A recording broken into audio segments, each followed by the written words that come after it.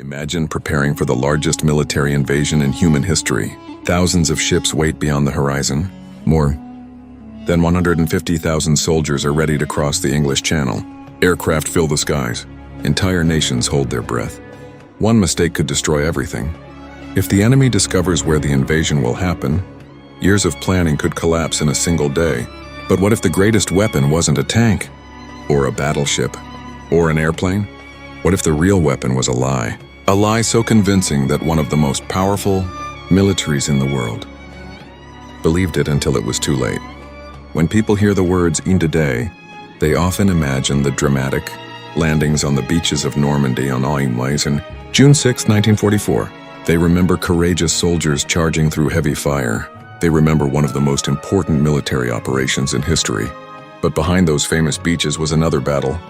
A hidden battle fought with fake armies, secret agents, coded messages, inflatable tanks, and one of the greatest deception plans ever created. This is the untold story behind D-Day. By 1944, the Second World War had already entered its fifth year. Much of Europe remained under Nazi German control. The Allied powers, including the United States, Britain, Canada, and many other nations, knew that defeating Nazi Germany would require returning to mainland Europe. That meant crossing the English Channel. But where?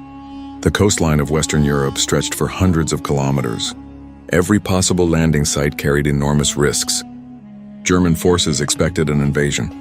They had spent years strengthening beaches, building bunkers, placing obstacles, and creating defensive positions known collectively as the Atlantic Wall.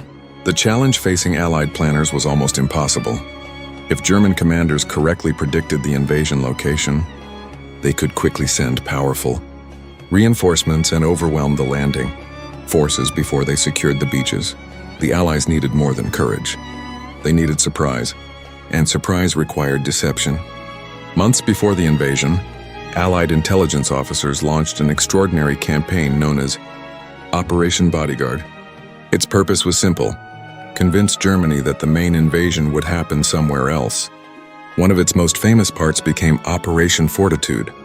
The plan centered on a location called the Pas de Calais. It was the shortest distance between Britain and France. Because of that geography, German leaders already believed it was the most likely invasion point. The Allies decided to strengthen that belief. They created an army that barely existed. It became known as the First United States Army Group, supposedly commanded by the famous General George S. Patton. Patton had earned a reputation as one of America's most aggressive commanders. German intelligence respected him. If Patton appeared to be preparing an invasion, many German planners would pay attention. The problem? The army was largely fictional.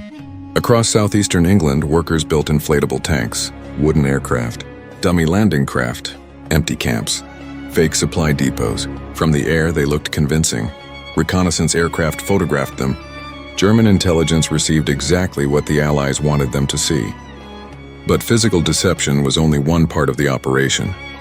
Perhaps the most remarkable weapon was information. British intelligence controlled a network of double agents who secretly worked for the Allies while convincing Germany they remained loyal. One of the most famous was the Spanish businessman Juan Pujol Garcia, whose codename was Garbo. Garbo created an imaginary network of informants across Britain. Through carefully planned reports, he supplied Germany with a mixture of accurate information and misleading details. Because many of his reports proved reliable, German intelligence trusted him. That trust became priceless. As D-Day approached, Garbo and other double agents reinforced the idea that Normandy would only be a diversion. They insisted the real invasion would come later at Pas de Calais. German commanders listened. Then came June 6, 1944. Before dawn, thousands of Allied aircraft crossed the Channel. Paratroopers landed behind enemy lines. Soon afterward, one of the largest amphibious invasions in history began. American, British, Canadian, and other Allied forces landed on 5 beaches known by their code names: Utah, Omaha, Gold, Juneau, and Sword. The fighting was intense. At Omaha Beach especially, Allied soldiers faced determined resistance and suffered heavy casualties. Despite enormous challenges, troops gradually secured positions inland. Yet even after the invasion had begun, something remarkable happened. Many German commanders still believed Normandy was not the main attack. Because of the successful deception campaign, important German reserve forces remained near Pas-de-Calais, waiting for an invasion that never came. Hours became days. Days became critical opportunities.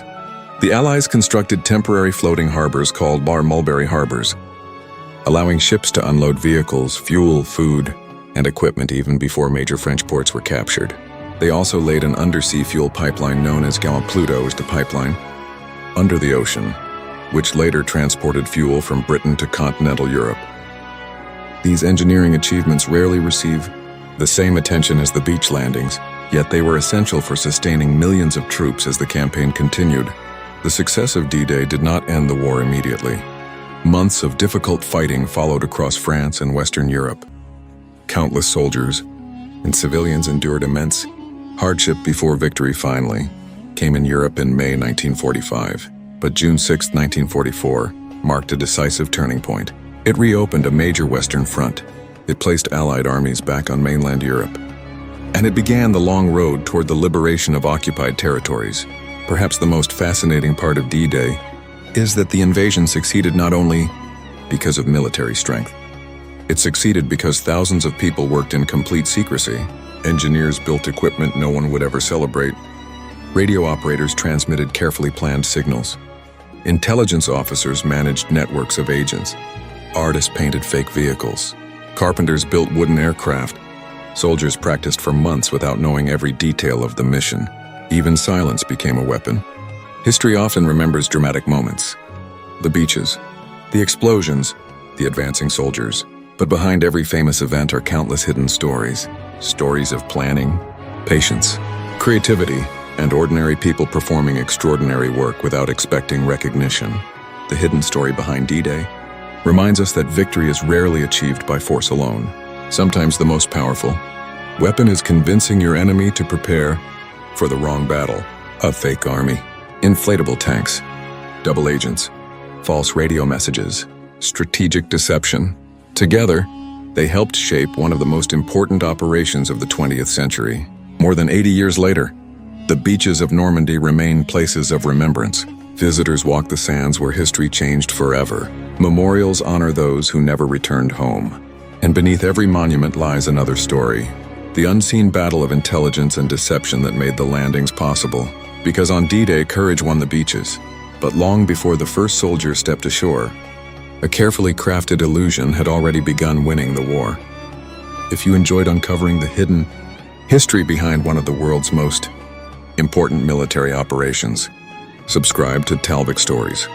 Here we explore forgotten missions, secret operations, untold battles, remarkable people, and the incredible true stories hidden behind history, because the greatest moments in history are often shaped by the secrets no one saw.